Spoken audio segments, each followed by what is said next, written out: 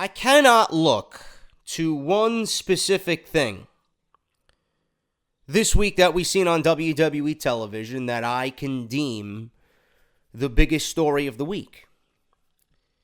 All I know, and all I've seen, is a lot of bitching, moaning, complaining, not only from the fan base, not only from the WWE universe, but I've seen a lot of complaining within the community here on YouTube.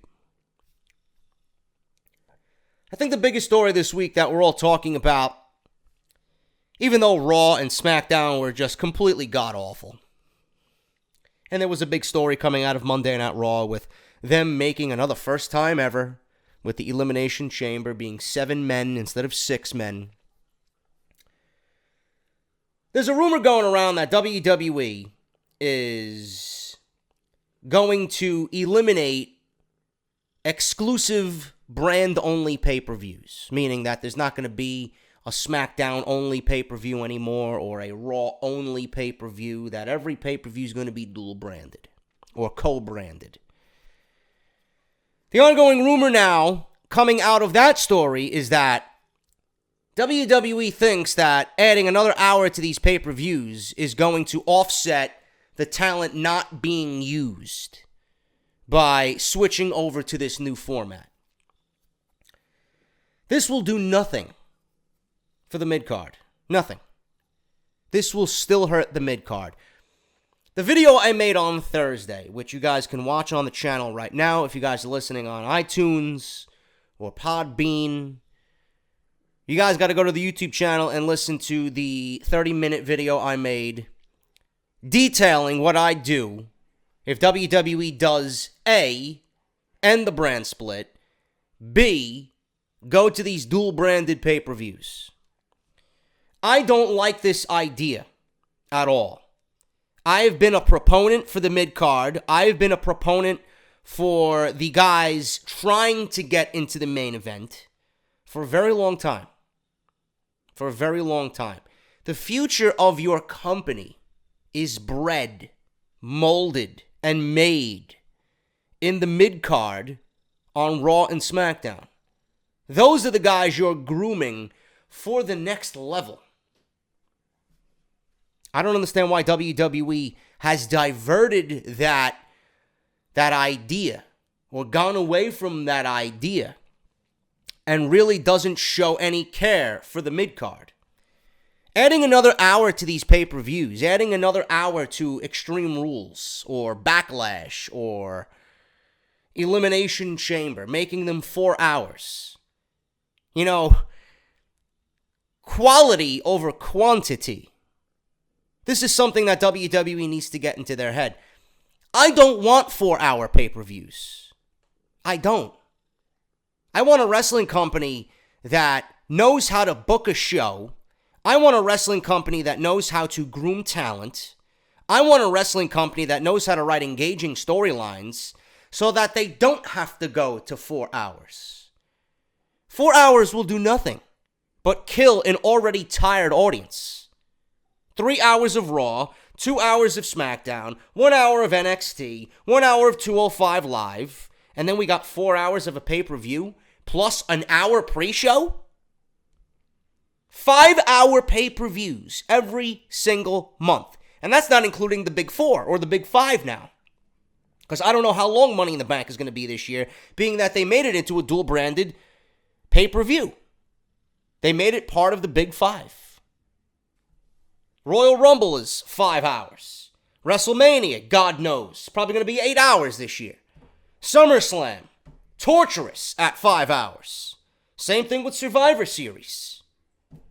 I mean, I don't want 5-hour pay-per-views. I don't. That's not the answer to your problems. WWE needs to get into the mindset that A, the brand split is necessary because there's so much incoming talent. What do you plan to do with all that talent? What do you plan to do with the guys that you're not using right now? You're going to deem them pre-show only? You're not even going to feature them on TV? There has to be a way to make everything work, and it's their job to figure out a way to make it work. The one thing I heard after my video was, I thought JD was against the original brand split. Yes, I was. But is it a crime to now sit here and say, yes, the brand split is necessary after I said it 2 years ago that it wasn't necessary? The issue was, and the reason why I was against the brand split, was because WWE had basically no roster built up, and they had a much smaller roster than they do now. The reason why I was against the brand split back in 2016 was because, A, you were giving SmackDown leftovers from Raw, and you were cutting Raw's already dismal roster in half to fill a 3-hour show. If you guys go back and watch that video, you will hear me detail that over and over and over again. Now, as we look towards 2018 and beyond, and all the incoming talent, you do need a brand split, but it has to work. You have to fucking care for it. You have to care about it. You can't merge these rosters now without killing mid-card talent. It's not going to work. You're going to achieve the same outcome as you did in 2016 in 2018. You're going to have half a fucking roster. You're going to have half a roster in which you use that's only going to be main event talent. The other half is mid-card talent that you're not even going to use on a weekly basis. You have faith in WWE to care for titles if they merge the rosters together? Oh, JD, we don't need to see an AJ Styles or, a champion every week. Yeah, but do you honestly think that WWE is going to be without their main event talent on said show every single week? I don't give them faith, I don't have any faith in them to book these shows properly with a merged roster. SmackDown needs its own distinctive roster. Monday Night Raw needs its own distinctive roster. I don't want to see the mid-card talent get buried because of a merged roster. That is not the answer. That is not the answer. If we go to co-branded pay-per-views every single month, you're not going to see mid-card talent. You're not. All you're going to see is the top-tier talent that sells tickets, that gets people in the door. And this is WWE's reason. Oh, we're merging the pay-per-views to be co-branded because we need to sell tickets. Ticket sales are down. And I said this on Thursday. Look yourself in the mirror. You are the ones to blame for people not coming to the shows. It's not just pay-per-views people aren't coming out to. Look at SmackDown Live's attendance. Look at Monday Night Raw's attendance. It's the show's quality. People aren't coming to the shows because the show is garbage. Your writing is terrible. Storylines are not engaging. You're not investing the people watching. You need to grab those people and invest their time. You need to give them a reason to watch. You're not giving them a reason to watch week to week. And I stated, just look back at 2017. Why would anybody watch SmackDown Live when Jinder Mahal was your champion for 7 months? The guy is terrible. Who wants to watch Jinder Mahal for 7 months out of the year as your WWE champion? That sounds like a fucking punishment if you ask me. And then every time he wrestles, it's the same outcome. Why am I going to pay money for one event and see the same outcome every fucking event to follow that? Every one of his outcomes was the same, no matter if it was Randy Orton, AJ Styles, or Shinsuke Nakamura. But yet you want people to pay for rinse and repeat. Just look at what they did with Monday Night Raw. These brand exclusive pay-per-views can be built up in a way that invests people's time.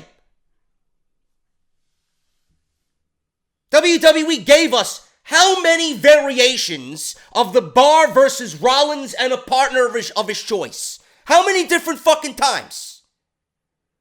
How many times did we see Rollins versus Cesaro, Rollins versus Sheamus, Dean Ambrose versus Cesaro, Dean Ambrose versus Sheamus, and then tag team matches with different stipulations every other week? I don't understand it. It's not ticket sales, it's the way you're booking these shows. And then when you get to these brand exclusive pay-per-views, especially last year with Monday Night Raw, you give me Lesnar and Joe, and then you give me Reigns and Strowman at Great Balls of Fire in an ambulance match. Do you remember anything else that happened on that show? Because I certainly don't. I certainly don't. People had to remind me that there was an ambulance match with Reigns and Strowman on that show. Otherwise, I wouldn't even cared. Joe versus Lesnar. You did a great job at building the feud up. But then when we get to the fucking match, it's only 7 minutes. Then they do the same thing with No Mercy. We talked about No Mercy, Lesnar versus Strowman. And then Cena versus Reigns. 2 WrestleMania-worthy matches. Do you remember anything else that happened on that show? Because I certainly don't. You can't sell people on 2 matches for a 3.5-hour pay-per-view. Doesn't work that way. Doesn't work that way. Your job is to get me interested in everything you do. Not just the top matches that feature the top guys, but you want to brand these pay-per-views and merge them together and give me co-branded pay-per-views. It ain't going to work that way. It ain't going to work that way. Your mid-card will be lifeless. Lifeless. I'm telling you right now. My idea, which I've been proclaiming, some agree with it, some don't agree with it. I really don't give a shit. The women's division needs to be reworked. 5 women on Monday Night Raw is not a division. Why aren't people coming to the shows? Because you proclaim that this is the best division in the world. 5 fucking women. How many different matches can we get with 5 women over the span of a year? We've run through fucking every variation plus some already. Why aren't people coming to Monday Night Raw? Well, when I see fucking Nia Jax versus Bayley 7 fucking times in a span of 3 months, why aren't people coming to the shows?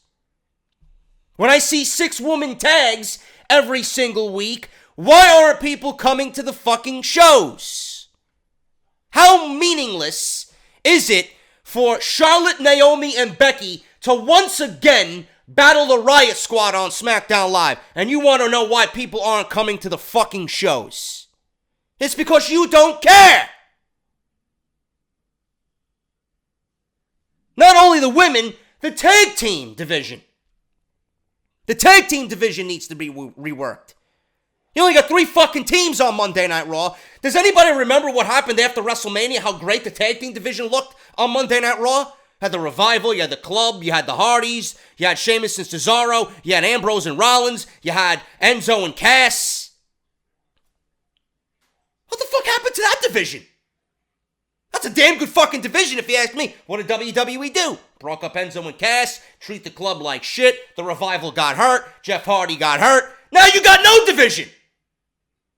Now you got no division. Injuries happen. They didn't take that into consideration. You want to break up fucking tag teams like you're going through fucking pairs of underwear.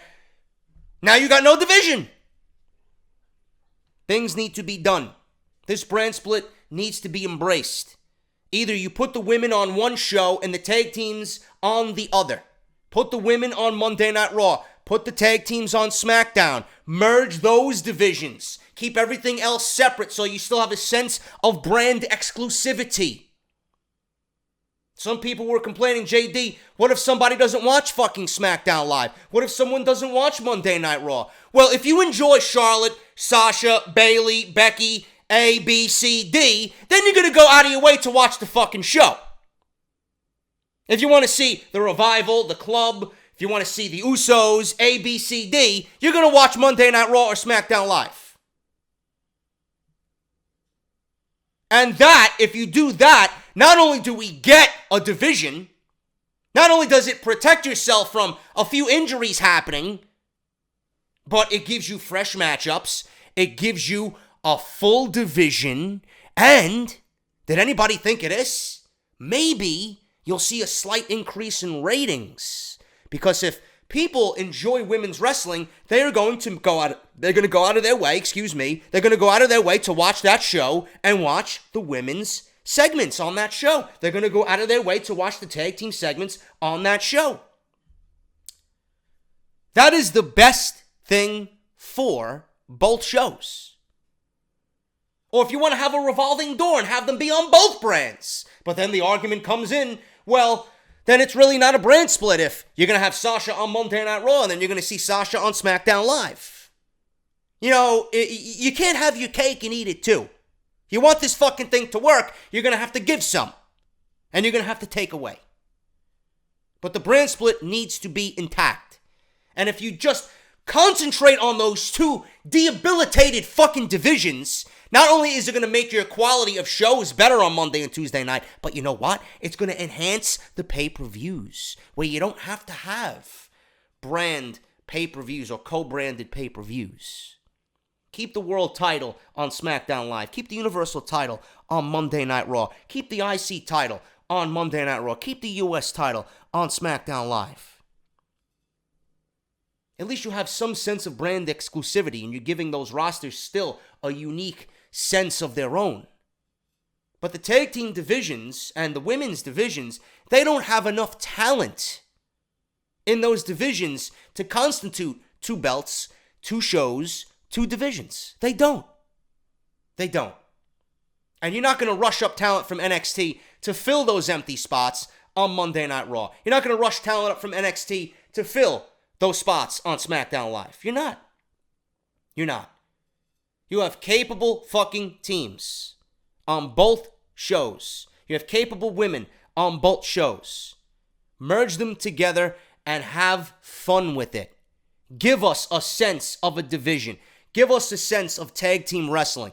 No need for 2 titles. No need for 2 tag team titles. No need for 2 women's championships. Not only do we get fresh matchups, the titles become more important and the quality of the shows will become better. These pay-per-views will not need to be co-branded and you don't need to bring them to 3 hours. Work around that idea instead of merging rosters together and making dual-branded pay-per-views and making them longer for us to sit through. That is not the answer. We're already oversaturated with WWE product. There's no reason to add another hour, hour and a half to an already oversaturated week of professional wrestling. It's not needed. I don't have the answers to everything, but what I'm talking about does make sense. And it's a step in the right direction. Anything else outside of that, to me, you ain't working hard at making things right. Monday Night Raw seen 7 men enter the Elimination Chamber. First time ever. Why did WWE do this? We talked about this on Monday. Not only is WWE in this mode where they have to do first time ever, but WWE, I feel, is trying to make things unpredictable. Meanwhile, the winner of the Elimination Chamber is staring you right in the face in the name of Roman Reigns. And we're going to talk about a story as to why WWE today on the podcast, why WWE is giving us so many multi-man matches during WrestleMania season. They want to make things unpredictable, but little do they know, we know what's going to happen before they do it. 7 men enter the chamber. Only one Roman Reigns is going to walk out and go to WrestleMania. WWE tried to put John Cena in the Elimination Chamber to make his match at WrestleMania a little bit more unpredictable. When he drops fucking lines on Monday Night Raw about WrestleMania reviving legends of the dead or legends of the past to come back out of retirement and whatever the fuck he said, you know? Obviously, he's pinpointing to The Undertaker. When you put Finn Balor in the Elimination Chamber along with Seth Rollins to give the field of 7 an unpredictable feel, you know, what is that doing, really? It's only enhancing Roman's resume for WrestleMania. So not only did he beat 6 men, or 5 other men, now he's going to beat 6 men. He'll be the first man to walk out of the 7-man Elimination Chamber to go fight Brock Lesnar. So he's going to spear himself through Braun, John Cena, Seth Rollins, and Finn Balor, and the Intercontinental Champion. Meanwhile, Elias is buried under all that, and he's one of the best things on WWE television. They do it for Roman. I'm not an idiot. If you think anybody but Roman Reigns is going to win that Elimination Chamber, you are dumber than you look. You should give up watching wrestling altogether. And then the way they went about it. Why aren't people watching Monday Night Raw? Well, when you give away important storylines 20 minutes later on Facebook Live, instead of giving people a cliffhanger to watch next week, what the outcome would be from this double pin, which looked fucking ridiculous. That's why people aren't watching the shows. You had a great cliffhanger going into next week. Yeah, we'll just ruin it on Facebook Live. And then the pin should have never even been done in the way that they did it on Monday night. Referee looking directly at Bray Wyatt, laying on his back, as he watches two men pin Bray Wyatt. Now, I'm no fucking referee, I'm no WWE official, but I know that you cannot have two men pin one.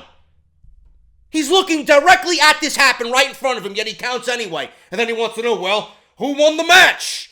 Isn't it your job to officiate what's right and what's wrong? Because what I seen was certainly wrong. Now, but WWE wants to spin it off and pawn it off as, well, look at this controversial ending. No, it's your shitty lack of detail or attention to detail. Ridiculous. When Monday Night Raw has Braun Strowman belting out tunes with Elias be the best thing on the show, then you know your road to WrestleMania is off to a fucking miserable start. Give me a break. SmackDown Live was no better. SmackDown Live was no better. What did we see on SmackDown Live? Still no reason as to why Dolph Ziggler came back. Apparently Dolph Ziggler signed a $1.5 million contract. As far as full-time performers go, he is one of the highest paid in the entire company. I guess we can't really blame him for taking that deal. Would you turn that down? But what does that deal entail? Does that mean he's going to WrestleMania as WWE Champion? Is he going to be thrusted into the WrestleMania main event to make another multi-man main event at WrestleMania? I certainly fucking hope not. But if you sign this guy for $1.5 million after the way you've used him for the last 5 years, you are wasting fucking money. You're better off giving it to me so that I can open up my own fucking studio and do what I need to do with it. It's like flushing money down the fucking toilet giving $1.5 million to Dolph Ziggler. If you're not going to fucking use him, why are you paying him? And we still got no answer as to why he came back. Guy's off television for 2 months. Yet he's getting an opportunity to walk into WrestleMania as the WWE Champion. What employee of a company walks out for 2 months, decides to come back, and then expects to be in the same position or promoted upon coming back? It's like WWE's in Bizarro world. They do things, they march to the beat of their own drum. Dolph Ziggler should be starting at the bottom of the fucking barrel. If I'm Shane McMahon or Daniel Bryan, I'm looking at this guy win the United States Championship and pretty much throw the United States Championship right back in your face saying, I don't want it, I'm better than that, and then walks out for 2 fucking months. If he comes walking back, I'm telling this guy to get back in the fucking line. You gotta start all the way at the bottom and work your way back up. No, he's just gifted a fucking world championship opportunity and a championship match at Fastlane. Yeah, we got no fucking reason as to why he came back. Why is he back? He wants to main event WrestleMania. Who the fuck doesn't? Who the fuck doesn't? That's like asking some fucking straight guy, right, that's got a cock and balls between his legs, would you fuck Jennifer Lopez? Of course you would! What are you gonna say, fucking no? Get the fuck out of here, man. I want to go to WrestleMania. No shit. So does AJ Styles and Shinsuke Nakamura. Leave it alone. You don't fit into that equation. Ridiculous. That's like me going to the fucking bar, ordering a Guinness, a 3 Philosophers, and then fucking ordering a Coors Light. The fuck? One of those beers doesn't belong in the fucking lineup. You got 2 legit guys. Ziggler is not a legit guy. He might be in the ring, but from what we've seen, does he deserve to be in that lineup? Fuck no. Absence makes the heart grow fonder, huh? Not in this case. You've made me care about Dolph Ziggler to the point where I just don't even give a shit if he's on TV or not. I don't give a shit if he signed a $1.5 million contract. Who cares? I want to go to WrestleMania. Fuck out of here. That's the reason why you came back. No reason as to why he gave up the U.S. title. No reason why he came back at the Royal Rumble to be eliminated in 90 seconds. And what happens if he doesn't win this match at Fastlane? What is he going to do? Is he going to go back to fight for the U.S. title? Yeah, some sense that would make. That's the next thing I'm waiting for. Doesn't get his opportunity at the WWE title. What does he do at WrestleMania then? That should be the question everybody's thinking about right now. If Ziggler doesn't win this match, what is his plan for WrestleMania? I would not be surprised if WWE gives Dolph Ziggler the WWE Championship to go into WrestleMania to just crush everybody's dreams of Styles Nakamura, and then AJ institutes his rematch clause at WrestleMania, making that match a triple threat match at WrestleMania. Do not be surprised if they do that, because if you're paying this guy $1.5 million, I would not be surprised if WWE gives him the WWE Championship going into WrestleMania. And you know how they like to troll their fans. I would not be shocked at all. Women's division on SmackDown Live is absolutely terrible. Another 6-woman tag. Charlotte, apparently the rumors are that she's going to be challenged by Asuka for WrestleMania, being that is the biggest match that WWE can do for WrestleMania season for its women's division. And I'm talking about both divisions. WWE has Charlotte running through Liv Morgan and Sarah Logan, and she's probably going to get Ruby Riott at Fastlane. Do you care? Do you care? Of course not. Sarah Logan brought Charlotte to a 20-minute match on SmackDown Live. What the fuck is Asuka going to do to Charlotte at WrestleMania if that's the match? 20 minutes for Sarah Logan? What did Sarah Logan do to deserve 20 minutes with Charlotte? You're not making Sarah Logan look good because nobody gives a shit about Sarah Logan. You're actually making Charlotte look worse.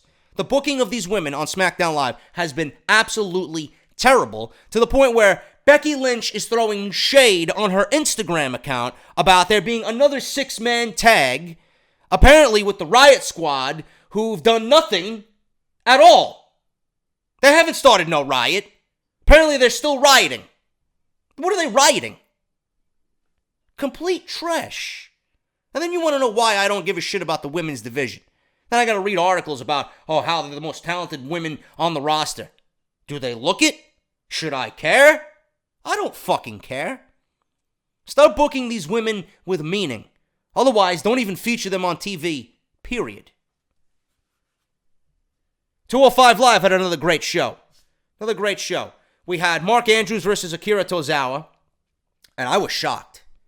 I was legitimately shocked that Mark Andrews won over Akira Tozawa. I thought they were going to give it to Akira Tozawa. I thought Mark Andrews was just being used to enhance the tournament just based on his talent and the fact that he's from the UK division, but it was a damn good match. Mark Andrews won, surprisingly. I was legitimately shocked by that outcome. Mark Andrews advances in the Cruiserweight Championship tournament. Drew Gulak versus Tony Nese, man. There's a reason why I knew Tony Nese was a fucking money player coming out of the CWC, man. I knew he was a money player coming out of the Cruiserweight Classic. He didn't give... he wasn't really given an opportunity to showcase what he's made of. Man, fucking Tony Nese is so goddamn good. He looks great, and he is a damn good fucking wrestler, dude. And so is Drew Gulak. I gotta give it up for Gulak, man. I don't want to shit completely all over Vince McMahon's vision of 205 Live and the fact that he wanted to build 205 Live with giving these guys personality. 98% of these guys don't need personality. They are just going to go in there and do what they have to do based on work rate alone. Coming out of the CWC, Drew Gulak was one of those guys that was just very vanilla. And Drew Gulak was one of those guys that benefited from Vince McMahon's vision of character and personality and giving them meaning on television and giving them something to do as far as character-based on television. Drew Gulak was a huge beneficiary of that. And not only is he a great wrestler, but I'm hoping he can maintain some of that, some of what Vince McMahon gave him to work with on 205 Live. But what I want to see from Drew Gulak is what we've seen on 205 Live, man. What a damn good fucking match. He's a damn good fucking wrestler. And he beat Tony Nese. Another shocking outcome. I thought Tony Nese was going to take it. I really did. But Drew Gulak came out on top. And it was a great, great showcase for both guys. 205 Live is doing some great things, man. And I love how people tell me, JD, they're listening to you. They're not listening to you. They're not listening to me, man. It's all common sense. You know, we had Jack Gallagher be confronted by Drake Maverick. Drake Maverick wants Jack Gallagher to shed this fucking suit and tie shit that he's working with in the ring, and he wants him to wear proper wrestling attire. He wants him to go back to what he wore during the CWC. And I mentioned that not only a week ago. So I'm happy to see that they're doing the great things that they're doing on 205 Live. Happy to see Triple H really giving you a sense of what we loved in the Cruiserweight Classic. And I've been watching 205 Live 3 weeks in a row now, and I hope to keep that up. I honestly hope to keep that up. And I got news on the CWC also in this episode. Not only why Vince McMahon really gave it up to Triple H and gave Triple H full creative control, but there might be another NXT talent coming to 205 Live to benefit from Triple H being 100% in charge, even being included in this Cruiserweight tournament. So we'll talk about that as well. But 205 Live did great this week. And NXT was great this week, even though there wasn't really much for storyline-wise, not until we get into next week, because next week we're going to get Andrade Cien Almas versus Johnny Gargano. And the reason why I didn't do an NXT review this week was because YouTube on Wednesday was completely a fucking mess. Processing took forever. Processing was frozen. Videos weren't being pushed out. So I said, fuck it. I seen a bunch of my colleagues in the community, Macho T. I seen my boy Grim, trying to push out videos. And nothing was being published. Nothing was being pushed to sub boxes. Things were frozen. Things weren't getting done. So I said, fuck it. There really isn't much for me to talk about. I didn't want to come on here and give you guys a 10, 12-minute review. It would have been a waste of my time. So I figured I'd just talk about it here. We had Pete Dunne versus Roderick Strong for the UK Championship. Great match, especially the closing minutes of that match, man. I love Pete Dunne. I love Roderick Strong. Roderick Strong is one of the best wrestlers that they have on that roster. Not only on NXT, but in the entire WWE. His physicality and his stiff work rate, man, it's a thing of beauty, man. It's just great to watch Roderick Strong work. And Pete Dunne, he is going to be a major force in WWE, if not this year, in 2019 for sure. The kid's only 24 years old. I love the bitter end. His finishing move is so fucking beautiful. And Pete Dunne, his entire makeup, his character is exactly what this company needs, man. Full-fledged heel.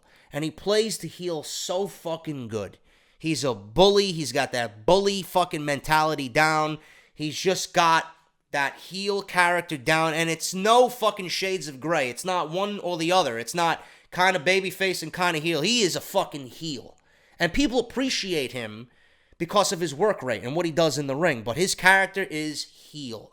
And I can't wait to see him, mature for the rest of this year and on into 2019. I expect big things from Pete Dunne. Pete Dunne won. Roderick Strong probably going to WrestleMania. He's my choice to get that WrestleMania moment and challenge for the Cruiserweight Championship at WrestleMania. I think Roderick Strong is a Triple H guy, and he's going to be given a chance on the main roster, being that there really is nothing much for Roderick Strong to do, even though he called out Lars Sullivan. So, not sure if they're going to continue that, being that Lars is out. But Roderick Strong is going to have a major presence on 205 Live. So, the right man won. Pete Dunne, still the UK champion. We had Aleister Black proclaim that he wants to fight or vie for the NXT championship. Killian Dane had something to say about that. Killian Dane is a monster among men. I think he is going to be a major player in the WWE for years to come. He just has that huge, just overpowering big man look down. I think a match with him and Aleister Black is going to be great. I definitely wanted to see more of Killian Dane on the microphone. I think he got great presence. He spoke very well. He was very intimidating, and he got his point across. Aleister Black, great at everything he does. I'm pretty sure he's going to be the NXT champion walking out of WrestleMania weekend. We'll see what happens with that, but that is going to be the next thing for Aleister Black to do to get him to Andrade Cien Almas. Almas next week has Gargano. I'm figuring that we're going to see Tommaso Ciampa factor into the ending of that matchup. We'll have to wait and see with that. And then the women. We're getting storylines with the women on NXT. Unlike what we see on Monday Night Raw and SmackDown Live. We got, simple storylines here. We got Shayna Baszler and Ember Moon. Ember Moon has her arm still kind of fucked up from Shayna Baszler.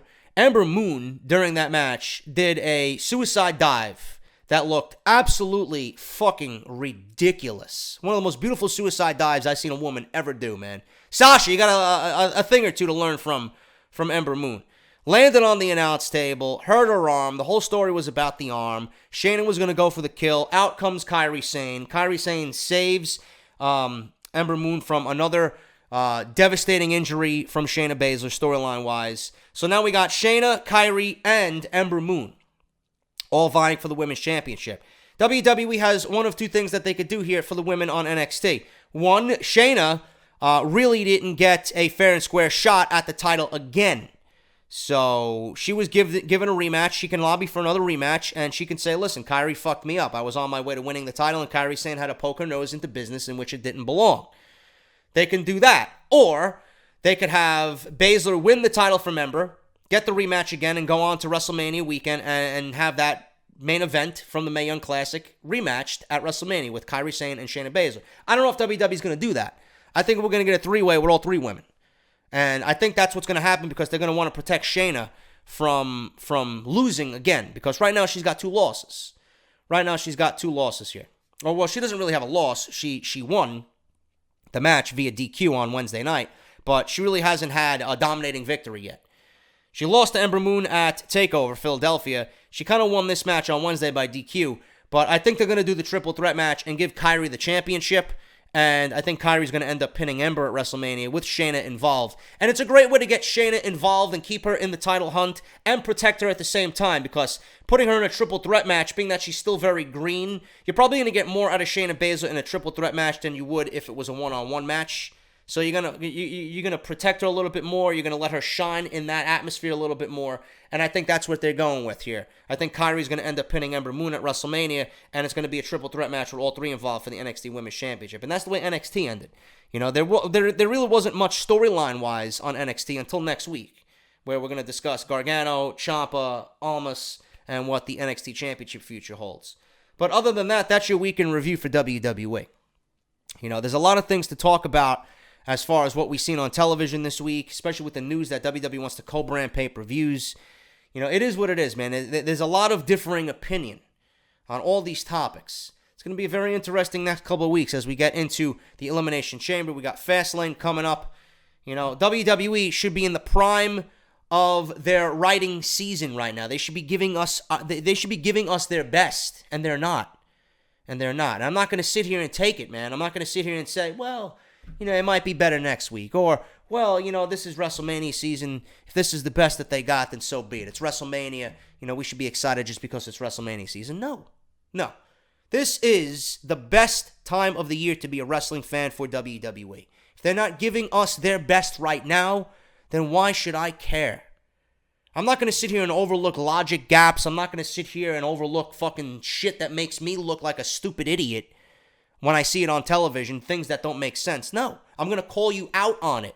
I'm going to tell you what needs to be done or how I would do it or how I think it should be done. You know? We watch as fans, yes, but we watch this shit on a weekly basis. It is our right to critique.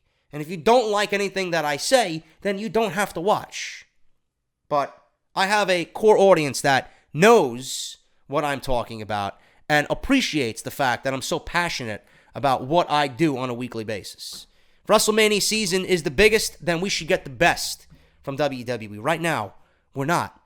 And there's a lot of room for improvement. And with all that room for improvement, there will be complaints. Believe me.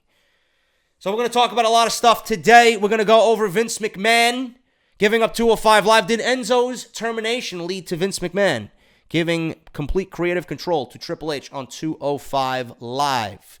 WWE recently tried to get Will Osprey to sign a contract. Why he turned down a deal from WWE. Jeff Jarrett to be inducted into the Hall of Fame. Truth or false? We'll talk about that as well.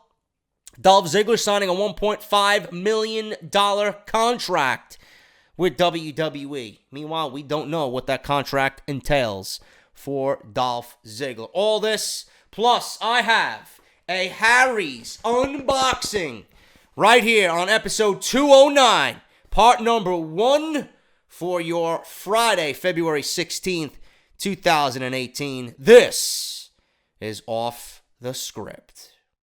John Cena does not suck. You're the one who sucks. Wrestling smocks are some of the stupidest people who you will ever meet. They hate John Cena because he's a man who never gives up, never quits. Yet they like guys like Dolph Ziggler and Zack Ryder. Nobodies, losers, people who will never amount to anything in this business. They like it when a guy does a flip and they say, "This is awesome! This is awesome! This is awesome!" And they sound like complete nerds. Just because a guy does a flip or two does not mean he's a good wrestler. How you judge a guy by how he's a good wrestler is by how many matches he wins and by his level of competition. If two skinny guys flip around in the ring and one of them wins, it does not mean that guy is awesome. When John Cena defeats giants like Kane, the Great Khali, Big Show, Brock Lesnar, The Rock, it proves he is without a shadow of a doubt one of the, if not the very greatest wrestler of all time. You jackasses, do you understand that? So stop saying, "This is awesome, do. This is awesome, this is awesome," or "You deserve it, When a guy cheats to win a championship, you'll hear this all the time. Let's say a guy who they like, he cheats to win a championship. He does a cheap cash-in of the Money in the Bank, and then he wins the title. And then they go, "You deserve it, you deserve it, you deserve it." When no, you don't deserve it. You know who does deserve all his championships? John Cena. Because not once, never once did he cheaply cash in for a title. He always announced when he was going to fight for a championship. He never pussied out. He was a strong man. That's who he was. That's who he is. He never gives up. He never quits. Hustle, loyalty, respect, and rise above hate. Rise above the smocks of the WWE and the whole wrestling world. I hate smocks. You smart mocks are all a bunch of losers, dummies, fools, jackasses, and I hate each and every one of you. I also hate it whenever John Cena has a match and real fans like me are saying, "Let's go Cena." Then you know how they respond? They say Cena sucks. If he sucked, why does he win most of his matches? Why is he a 17-time world heavyweight champion, huh? Even more title reigns than the great Ric Flair. You imbeciles, Cena does not suck. He's even better than Ric Flair. He's better than Hulk Hogan. He's better than all the greats in the industry combined. He's better than The Rock. He's better than your skinny guys who you like who flip around the ring and don't win any of their matches. He's better than Dolph Ziggler, better than Zack Ryder, better than Kevin Owens, better than even the phenomenal AJ Styles, who I like AJ Styles. I even love AJ Styles, but AJ Styles, let's face it, is no John Cena. He'll never be John Cena, you fools!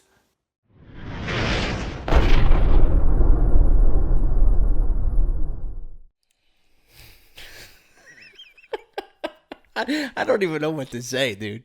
I don't even know what to say after listening to that.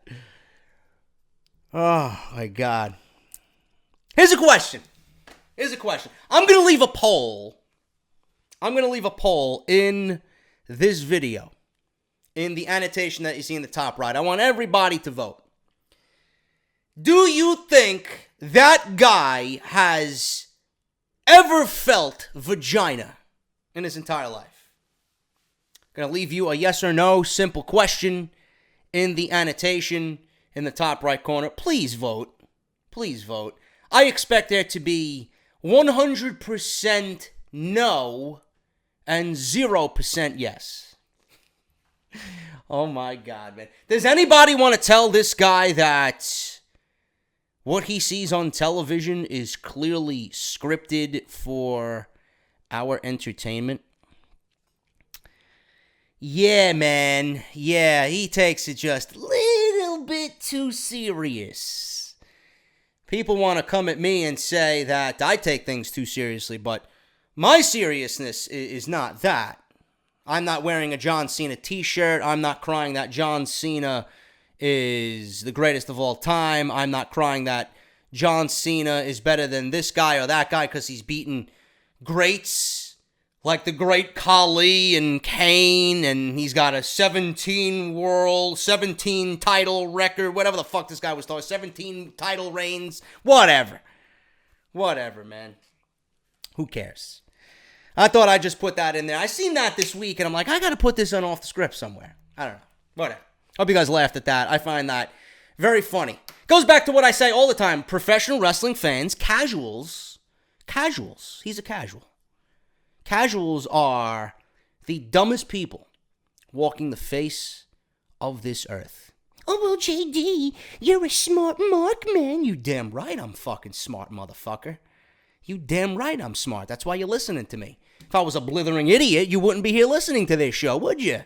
No, you'd be off watching fucking, oh my god, CM Punk coming back to the WWE, breaking news, Batista coming back to the Royal Rumble, breaking news, my daughter, diapers. You'd be listening to that. Nobody wants to listen to that. Nobody wants to listen to that. Let's open up this box, man. Let's open up this box. Harry's! Look at that! Harry sent me a nice complimentary gift as a thank you. Nothing to see here. Enjoy your shave. Your shave supplies have arrived. Enjoy. This is the package you're going to get. Harry's. Harry's is a great sponsor of the show. They signed on for January. They love the show so much. They love the support you guys showed them. They signed us on for the entire fucking year, Harry's. Good old Harry's, man. Harrys.com/script for your free shave set. And this is exactly what you guys are going to get. Let's see what you guys are going to get. Take all this shit out of the bag. You guys got a bunch of shit in here that you're going to enjoy. I'm telling you right now. They even give you instructions on how to remove the blade. Look at this. They take care of you, man.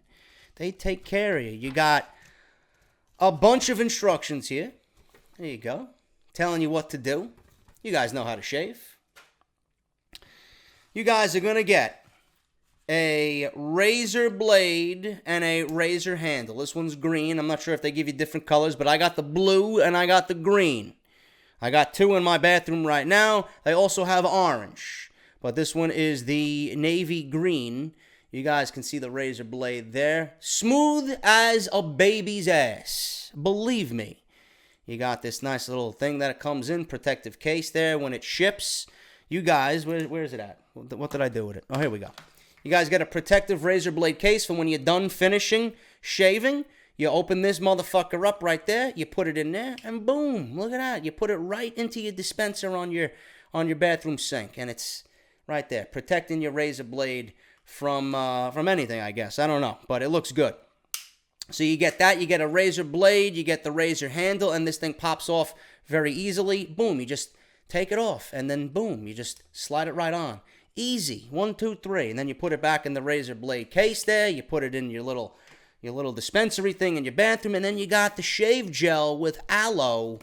I don't want to show you what it looks like right now because I'm recording, but this is good stuff, man. You got the razor shave gel there with aloe. This cushions for a smooth shave. And all you really need is like a quarter size in the palm of your hand. You lather it up. You put it on your face. You're good to go, man.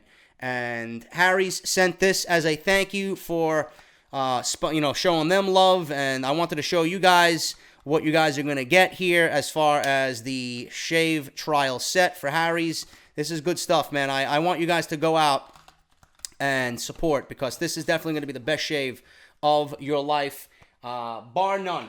Believe me. I guarantee you. You're not going to use anything else. The competitors that are out there, you're not going to use it. I'm telling you right now. Once you shave with Harry's and use the gel and use the blade and you read up on how they came about and what they're doing, it's a great shave, man. I've been using it for 4 months. I haven't looked anywhere else. And I never stamp my name to anything if I'm not using it and I don't believe in the product. And I believe in it so much, you guys are going to get a free trial shave. So you're going to get everything that I showed you here for free. All you have to do is pay shipping and handling. Harrys.com/script. Do it now. Within a couple of days, you're going to have the best shave of your life. Trust me. Also sponsoring the podcast, Audible is still giving you guys 1 month free. They're also on for the entire year. 1 month free of Audible service. Plus, you're going to get an audio book of your choice. You have over 180,000 choices to choose from, a lot of which are wrestling related. If you guys want anything else, political, crime, murder, science fiction, fantasy, sports, it's all there, man. audibletrial.com/offthescript. You guys, if you signed up already, you can't do it again. It's only for new listeners of the show. But for everybody that signed up, I'm sure you guys got family members that love audiobooks or love just driving to work and listening to podcasts or audiobooks or anything.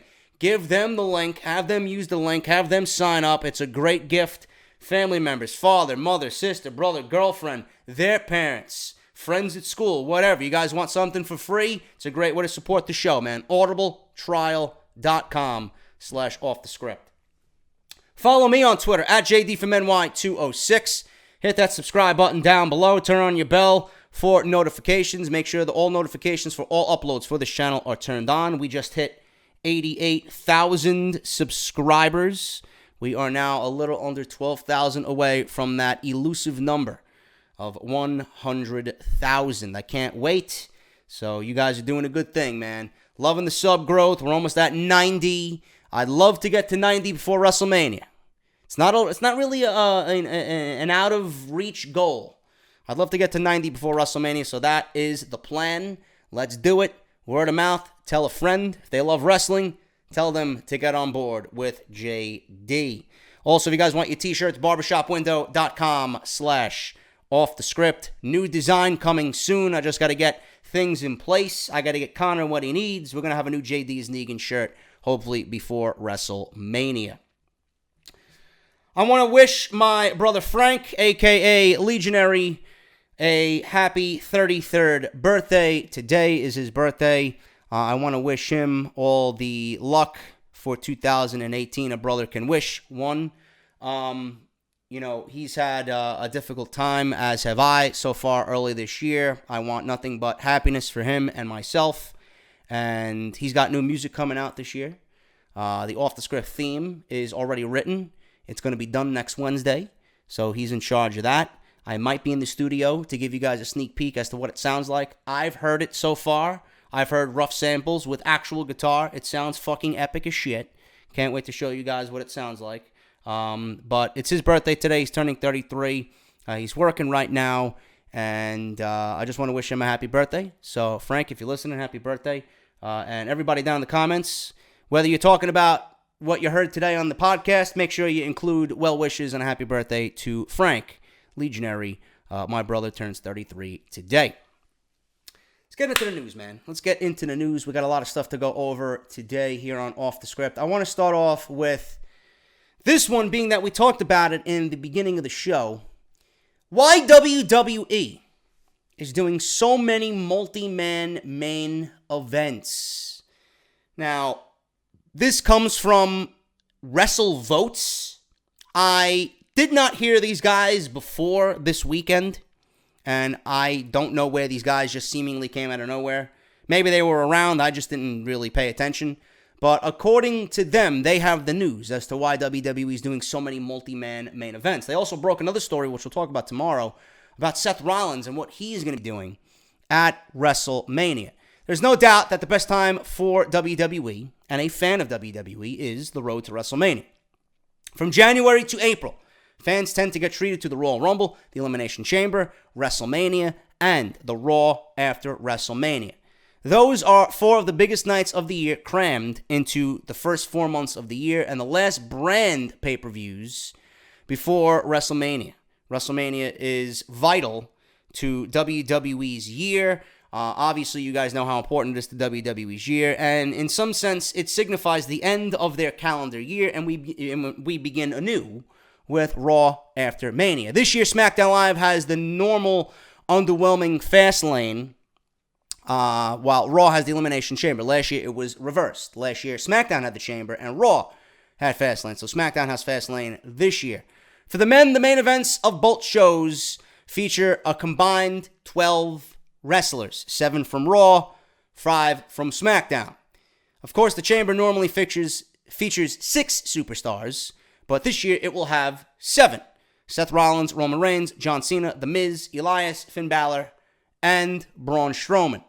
As for SmackDown Live, AJ Styles was originally defending his title in a triple threat match against Kevin Owens and Sami Zayn, But after this week's episode, Dolph Ziggler and Baron Corbin will now be in the match. Two guys which don't deserve to be anywhere near a WWE Championship opportunity.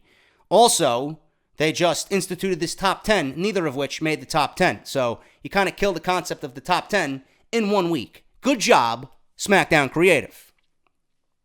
So why is WWE doing all these multi-man main events? Well, according to WrestleVotes, and you guys can follow them on Twitter, at WrestleVotes, this account actually broke that Neville was leaving the WWE, and it is citing that the company wants to keep fans guessing as to what matches will happen at WrestleMania. They said, and I quote, this is from their official Twitter account, texting with a WWE source this morning. An interesting note. The reason both pay-per-views prior to Mania have multi-man main events, 12 guys in total, is to, and I quote, keep the fans guessing as to what's in store for WrestleMania. It's a different thought process. Not sure it's necessarily working, though. End quote. While you can see the logic behind why WWE wants to do this, it's hard to actually agree with what WWE is doing. Pretty much everyone with a brain knows that Roman Reigns is going to be challenging Brock Lesnar for the Universal Championship at WrestleMania 34. That's been set in stone since Roman beat The Undertaker at WrestleMania 33. We all knew that. It's been talked about probably even before that match took place. So what are you trying to do with this 7-man elimination chamber except build Roman's stock so much more by adding another man in what is traditionally a 6-man match? You're adding a 7th man so that Roman comes out of this winning the first ever Elimination Chamber 7-man match and then goes on to fight Brock Lesnar for the Universal Championship at WrestleMania 34. This is all being done to pad the Roman initiative. No other reason besides that.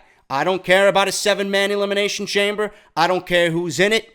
I don't give a shit if you put Roman Reigns in there with some of the biggest fucking legends resurrected from the grave. It doesn't matter who's in this match.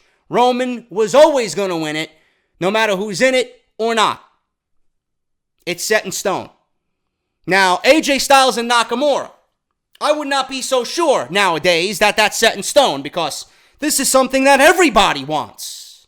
And you know how when Vince McMahon catches wind of what the fans want, he usually does the exact opposite. Now, everybody wants AJ Styles versus Shinsuke Nakamura for the WWE Championship. To me, it's a match that's going to define WrestleMania, no matter what else is on the card. That match is going to define what WrestleMania is in 2018. For the first time in a very long time, we have two men in a main event caliber match for the biggest title in the company that's going to give you the overall feeling of, finally, this is WrestleMania. This is what WrestleMania is all about. The showcase of the Immortals. Nakamura and Styles is the definition of what WrestleMania is and what WrestleMania should be.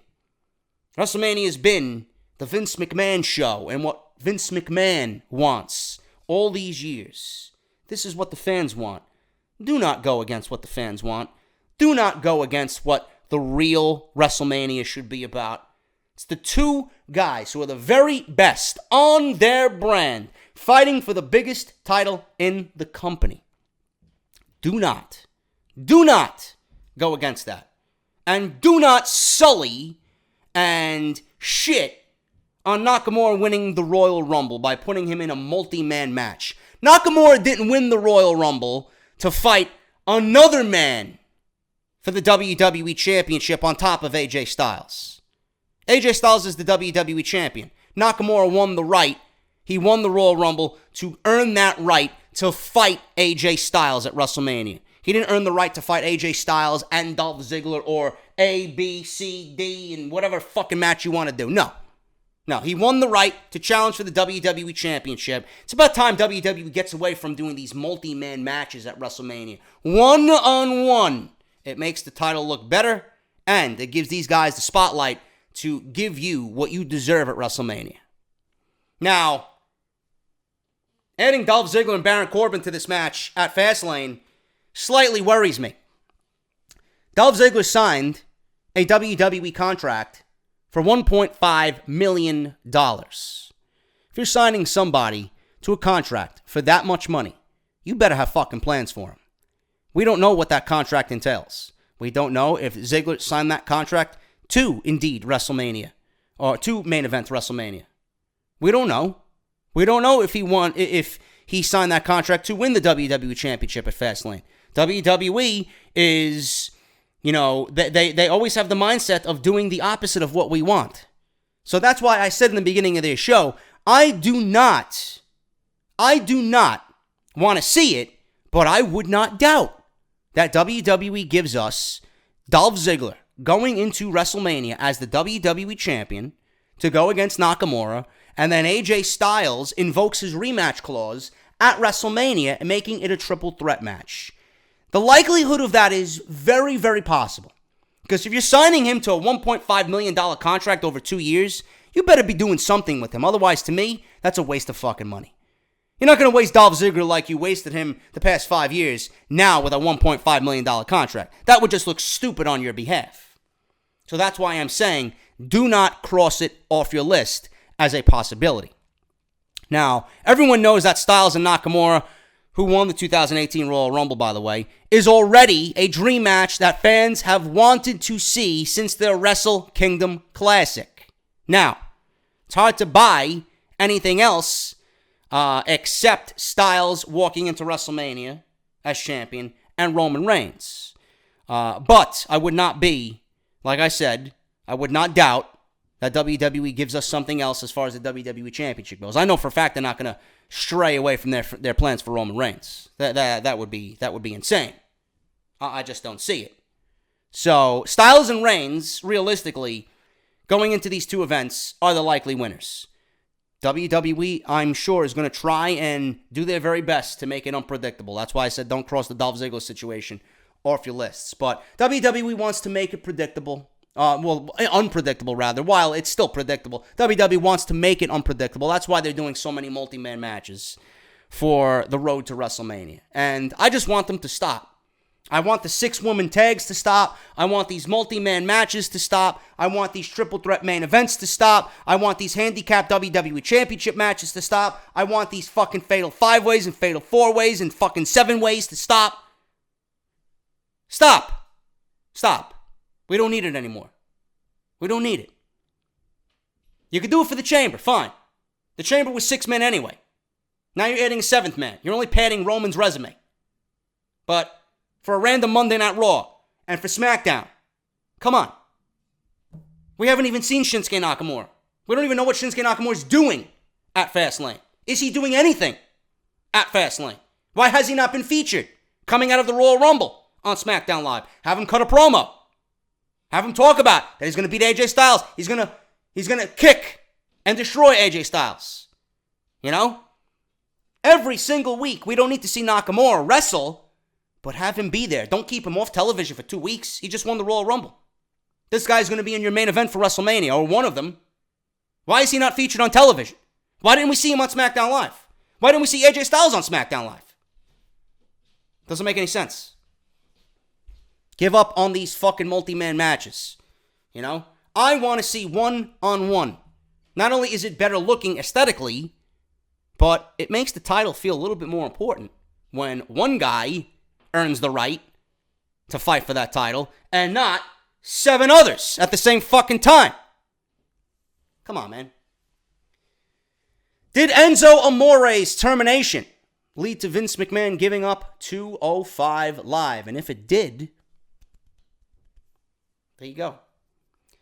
One WWE star being released made some interesting changes. PW Insider has published a report that has shed some light on the fact that there's been a big backstage shift on 205 Live. Vince McMahon is no longer in charge of 205 Live as he stepped aside. Now Triple H is overseeing NXT and 205 Live. As you've seen, 205 Live is on the up and up. It's very similar to NXT. It's receiving many praise from everybody watching it. And Triple H brought back many of the things that were familiar from the Cruiserweight Classic and has gone away from Vince McMahon's vision of a more character-driven personality on 205 Live. Triple H wants wrestling. McMahon wanted their personalities to be showcased over in-ring work. Triple H wants the in-ring work. It was noted that McMahon made the decision to allow Triple H to take over the show and given him pretty much the keys to the kingdom to reboot and fix the brand. People within the sports entertainment company have noted that the last 3 weeks of 205 Live have been compared to NXT. What fans are seeing on the program is the vision that was planned originally with the 205 Live series before McMahon got involved with creative. Longtime journalist Dave Meltzer talked about the changes on his latest Wrestling Observer Live.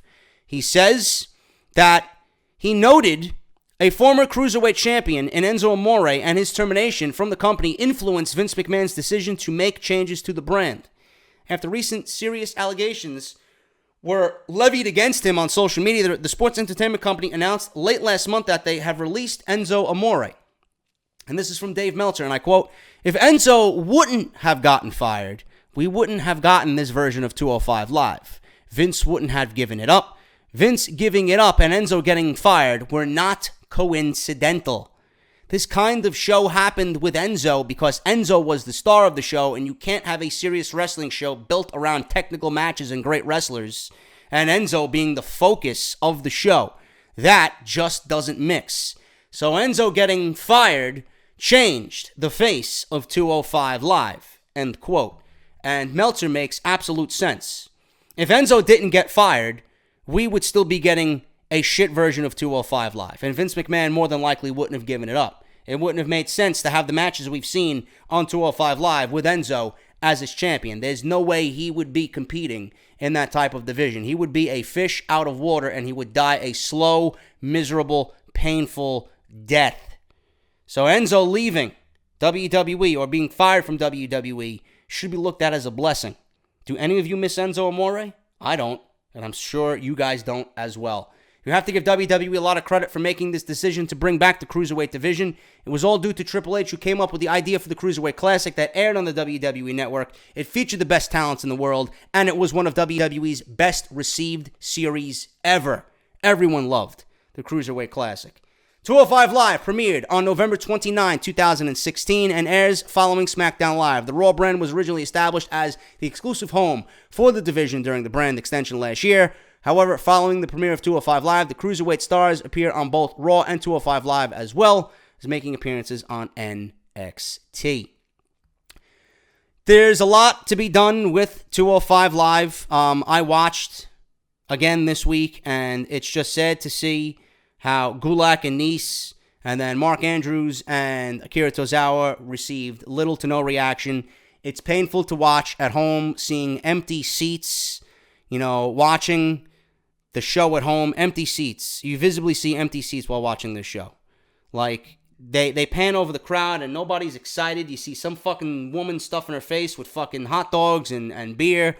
Nobody gives a shit. Nobody gives a shit about 205 Live. They got to sit through 2 hours of SmackDown after seeing all the guys that they paid for already, the reason why they paid for the ticket. Then they watch Mixed Match Challenge, and then they got to watch 205 Live. That's 3 hours plus of wrestling on a random Tuesday night, which is a work night and a school night for many of these people. So how excited do you think these people are going to be after sitting through 3 hours of wrestling to watch more hours of wrestling or more wrestling and watch guys that they are not invested in? This show needs to be taken off of Tuesday, moved to Wednesday, and be filmed at Full Sail University. It needs the intimacy that was the Cruiserweight Classic. Once that is done, then you have a complete reboot of this show. Right now, WWE is doing what they can in the time slot that they've given it. Wrestling has been fantastic. Some of the best wrestling you will see all week on WWE television. But things are not where they need to be yet. And I'm hoping Triple H makes that decision sooner rather than later. because it needs to be taken away from SmackDown Live. It really does. I'm not sure moving this to the beginning of SmackDown at 7 o'clock, and taping it then, I don't know. To air after SmackDown Live and the Mixed Match Challenge, I don't know how well that's going to be received at all either. I think it should be moved to Wednesdays. 1 hour of NXT, 1 hour of 205 Live. Simple as that. Give it the intimate setting. I think the fans would appreciate it more, and it's going to come across better as a television product in front of the smaller audience. Because there's no reason why these people have to sit through this show, and there's no reason why you're going to put these guys on in front of people that don't care. It's like you're doing the whole brand just a disservice. It needs to be done, and hopefully they do it. Hopefully Triple H does it sooner rather than later, just like I said. Speaking of cruiserweights, what would happen with Will Osprey if he was in WWE? Would he be seen on 205 Live? Would that be the best for Will Osprey? I don't think so, being that it was just announced that he's going to be challenging Kazuchika Okada to a match. Why would you want to put him on 205 Live when he's wrestling the likes of Okada? I don't understand that. But why Will Osprey recently turned down a deal from WWE? This should come as a shock to nobody, and the reason he gives you should be, again, a shock to nobody. WWE loves to poach each brand for their biggest talent, but one top star just flat out rejected them before negotiations even got underway. Will Osprey, who is the current IWGP Junior Heavyweight Champion in New Japan Pro Wrestling, is one of the biggest fan favorites on the independent scene right now. Not everybody's cup of tea. The old school heads will look at this guy as a clown. All the new school guys and all the new school enthusiasts look at this guy as the second coming of Jesus Christ. Either way, I don't care. He's a great athlete. What I seen at Wrestle Kingdom this year, fantastic. One of the best matches on the show in that Fatal 4-Way for the IWGP Junior Heavyweight Championship with Will Osprey and whoever else was in that match. But Will Osprey and Marty Scurll, rather. But he's not everybody's cup of tea. Some people frown upon his style. Some people think it's a joke, On a recent edition of Chris Jericho's Talk is Jericho, Osprey revealed that he turned down WWE's offer because he's happy with New Japan Pro Wrestling and he thinks WWE's travel schedule is ridiculous. WWE superstars travel more than 300 days out of the year and were forced to work this past Christmas and on other holidays, New Year's as well. And that was on Monday Night Raw. Coincidentally, both of those holidays fell on Monday Night Raw. Will Osprey said that he couldn't do that as family is too important to him. He prefers, like many current top stars in the independent circuit, making just as much money, if not more money, than they would in WWE. They get to choose their own schedule. Osprey has been wrestling since 2012 when he began doing work for Progress Wrestling. He still does work for the promotion today, in addition to also working for both Revolution Pro Wrestling and New Japan Pro Wrestling. He has also been working for Ring of Honor since 2016. Osprey won Best of the Super Juniors award with New Japan Pro Wrestling back in 2016. He's also a two-time IWGP Junior Heavyweight Champion. Osprey defeated Kushida back in October at King of Pro Wrestling to win his second IWGP Junior Heavyweight strap. It's a shame that Osprey doesn't have any plans to join WWE soon. However, that could change in the coming years. He's only 24 years old. He doesn't need to go to WWE right now. He's not even in the prime of his career yet. So Osprey certainly has plenty of time to consider ever going to the WWE. Many former New Japan Pro Wrestling stars wait a bit before jumping to the WWE, as did the likes of Shinsuke Nakamura and AJ Styles. Perhaps one day Osprey will join them in WWE, and we could be looking at future WWE World Champion Will Osprey. But the reason he gave is the reason everybody gives. Schedule is ridiculous. He's making good money right now. Family is important, and there's no need to rush anything. How old is Kenny Omega? What is he going to be, 34 this year? Kenny Omega, I see coming to the WWE, 35, 36. He'll still be in the prime of his career, But there's no need for Will Ospreay to come to the WWE. A guy like Kenny Omega, the clock is slowly winding down for him to jump to the WWE. The WWE is always going to want Kenny Omega because he's the biggest name in the scene right now. But for Will Ospreay at 24 years old, there's no reason to go to WWE right now and just be lost in the shuffle over there. Do your thing. Continue to build your resume. Continue to spend time with your family. Continue to make the money that you're making now. And when the time comes for negotiation, look at it this way. Build your resume. By the time you get to being 27, 28 years old, and you got a resume that's fucking triple the size of what you got now, you can command more money from WWE. Look at all I did. Look at everything I've accomplished. When he comes back to ever thinking about going to the WWE anymore, he's going to have more leverage in contract negotiations, and he's going to earn himself some more money. Being that if he signed with the WWE right now, they're probably lowball. So Will Osprey, I wouldn't even want to see him in the WWE right now. There's no need for Will Osprey in the WWE. Great talent, great in-ring performer, but stay where you are. He's doing his thing right now. No reason to leave. A good thing. And he's happy. He's happy. Why would you want to give up certain happiness? If he knows he's happy, why would he want to give that up to go into the unknown known as WWE? He's happy. Continue to be happy. There'll be a time for him to come. At the age of 24, he's got more than enough time. Moving on here, man. I want to talk about WWE teasing the next Raw Tag Team title feud, which I'm assuming is going to revolve around the Revival and the Bar. But we are just a week away from the Elimination Chamber pay-per-view.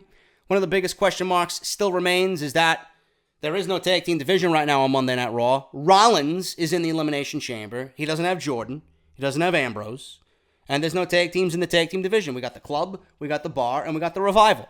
And the Revival seem to be getting a slow push on Monday Night Raw, and they are the only ones to make sense right now to fight the Bar at the Elimination Chamber. Sheamus and Cesaro's feud with Jordan and Rollins is over, leaving them without a match for the event.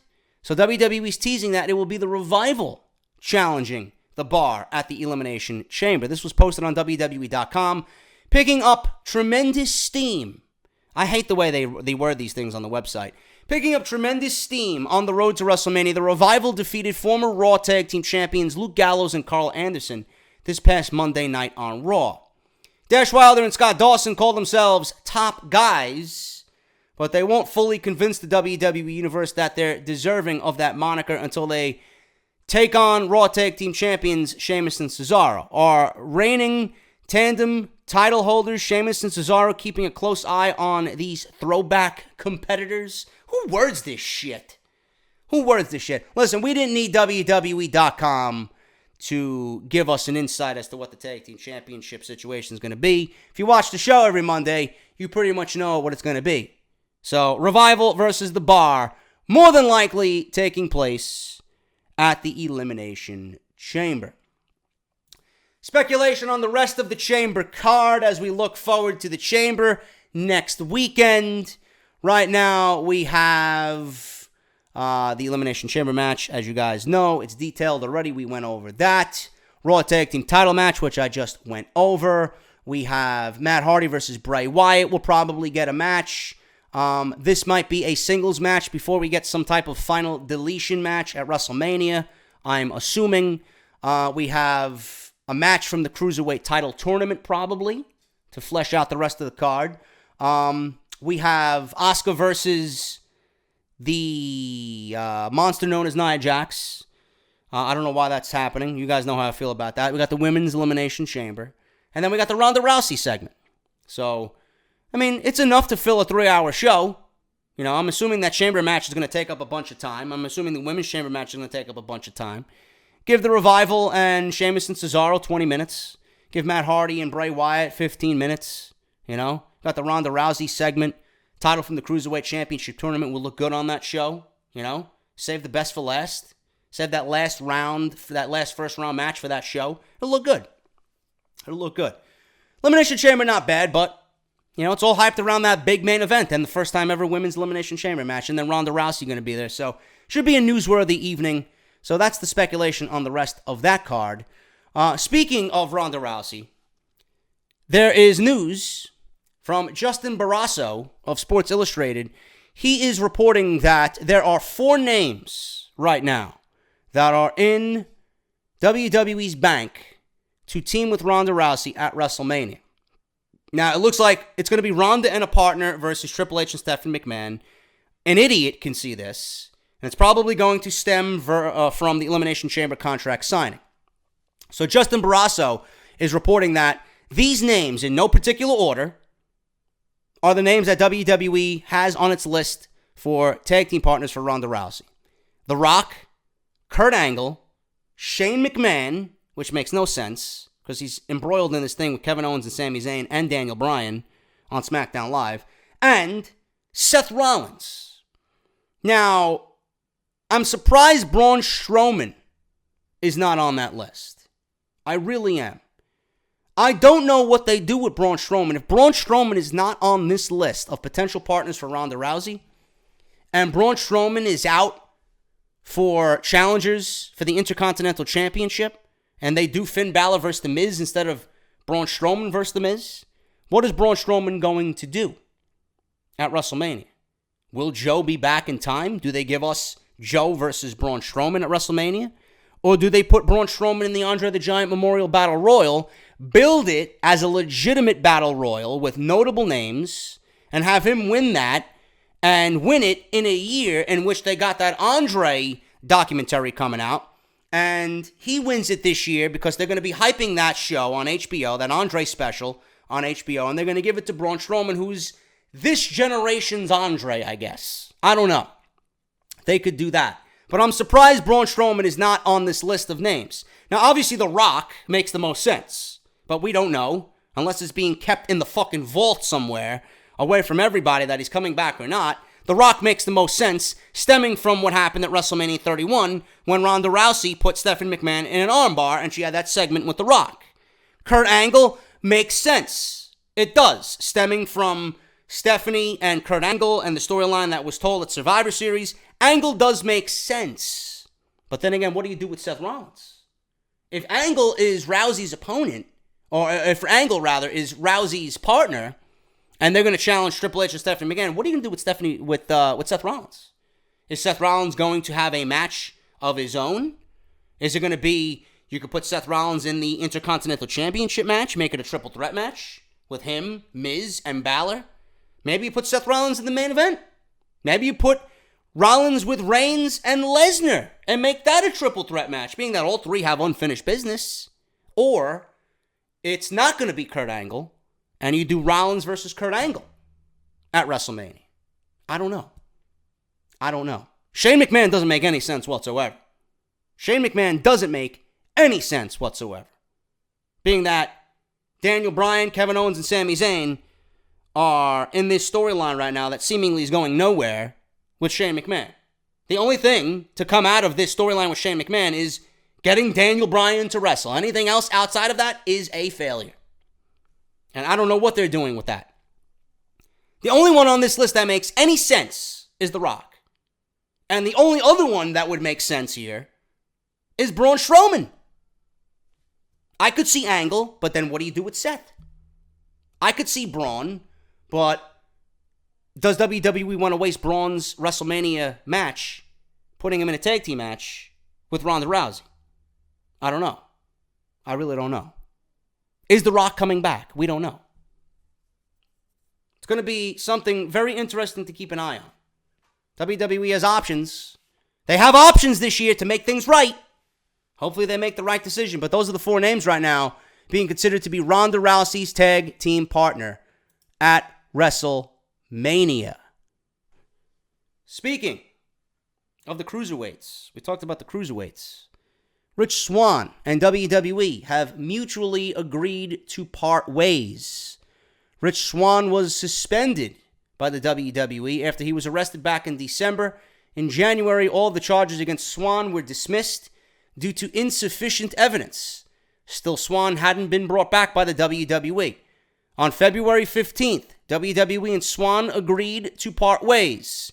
This is a statement from the WWE. Swann and WWE have mutually agreed to part ways as of today, February 15th, 2018.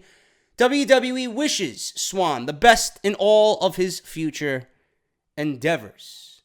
So that's that. Now, if they left on mutual agreement and no bridges were burned, this is probably WWE's way of telling Rich Swann, listen, go get your life in order. Show us you can be good, and then we'll welcome you back and include you in this new vision of 205 Live. Now, I would love to see Rich Swann back in this vision of 205 Live. It sucks that all this happened now, and now he's not a part of the new revitalization of 205 Live. Mistakes were made. Mistakes were made. He did what he did. He was wrong. His wife dropped the charges, okay? And he did what he did. WWE knows he did wrong. They mutually agreed to part ways. And I think this is just WWE telling him to get his shit right. We'll look at you in 6 to 12 months. We'll bring you back. You know? As long as there's no bridges burned there. As long as there was respect on both sides. Rich Swann will probably be back in the WWE. I'm not really heartbroken about this right now. You know? I'm not really going to miss Rich Swann at this moment, being that WWE is making good use of what they got right now on 205 Live. We're seeing some of the UK guys there. We got some NXT guys in there, right? Got Roderick Strong in there. We got possible, we'll talk about in a second, a newcomer from NXT making the jump already. But Rich Swann being there, yes, he would have added value. Yes, he would have added a lot of quality to the Cruiserweight division and 205 Live. But I don't think this is the end for Rich Swann. I think he will be back. It's just WWE's way of telling him, go do what you got to do. He'll be back on the independent circuit. Clear your mind. Get your shit right. Show us you could do good. We'll bring you back. So Rich Swann and WWE have mutually agreed to part ways. And he is no longer a part of WWE. Speaking of the Cruiserweights, Lio Rush could be joining 205 Live. If that happens, I think that would be fantastic.